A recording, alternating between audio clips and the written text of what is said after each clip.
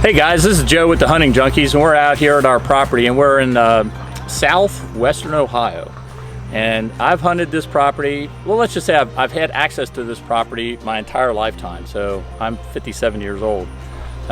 It's really kind of hilly in terrain. It's part of like the Appalachian mountains. So everything we have back here is rough, you know, so every trail we go down is going up and down like this. The good thing about hunting terrain like this is, you know, like a 50-acre plot will kind of hunt like 300 or 400 acres because it breaks everything up.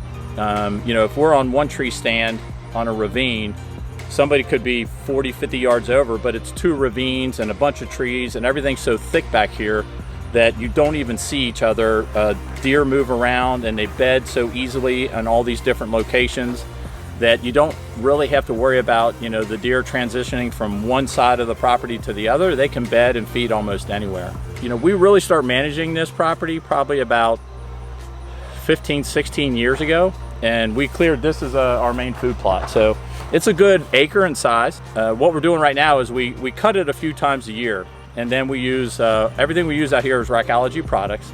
So we're just getting it ready to plant here probably in about 2 or 3 more weeks.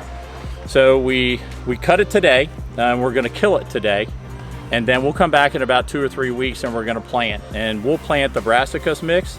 This year we're probably gonna throw some clover in it.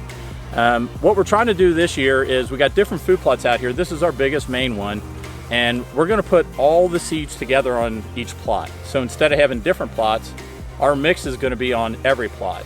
So the deer won't have to separate, but there will be different food sources here for, you know, each deer, and if they have a different taste of a certain time, they're going to have brassicas, they're going to have turnips, they're going to have radishes, they're going to have winter wheat, they're going to have clover. So they might come in for the different food different times during the season, but all those foods will be in all 3 of our main food plots. So we do check our pH. The pH up here has been fantastic ever since we've been here. The way we hunt these food plots is probably not, you know, what people normally think. We do have tree stands, you know, set up on each side. A lot of times we use them like observation. You know, some of the biggest deer we've taken out here are not on the food plot. We also have trails and stands set up maybe like 100 yards off the food plot. There's a lot of travel corridors that move up and down around the food plot. We do see the deer in here a lot more in the evening, you know, just the deer are nocturnal. So, you know, we'll have the trail cameras of deer in here making scrapes, in here feeding. It looks like a picnic sometimes and a festival at night when we got so many deer and so many bucks in here, but they're nocturnal. So during the rut, we know they're here, so we might set up 100 yards off the food plot, and as the does are camping out and living here, those bucks are moving through, and we're gonna try to get them on their travel corridors. So it's not always about just sitting on your food plot waiting for the buck to step into the food plot. We always have enough guys out here hunting, so, you know, somebody always watch the food plot beyond the food plot.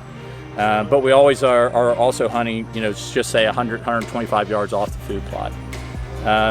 We can't speak enough about the Rackology products that we use. This food plot is going to be all Rackology products. We also use their fertilizer. So they've got the fertilizer set that it is just working perfectly with the food plot mix. So they've got the engineering, they've got the nutrition down. We just put it in the ground. We pray for rain, you know, once we put it in. Every year it happens. You know, if it happens to sit here for 2 or 3 weeks before the rain comes, it's totally okay because it'll come. And then all winter long, we've got such a bountiful, I mean, we've got tonnage. And you can see how big this plot is here. You know, we know we're pulling deer, you know, from all over the place. If you look at a topographical map here, you will not see a source of agriculture for probably 2 to 3 miles in either direction. So we're just trying to give them like a little buffet in the middle of all these woods. And in the winter, everything dies, everything turns brown, and this thing is plush green. And if you can see or hear Thomas down there, he's on the excavator. We put a watering hole in last year, and it worked out really well. We didn't dig it deep enough. And so this year, we're digging it deeper. We're gonna have a lot of water holding on there, so we've got food, cover, water, and the deer will be here. So put a food plot in your place if you want to, and stay tuned for the fall, and hopefully you'll see us kill some more deer here, and good luck to you this season.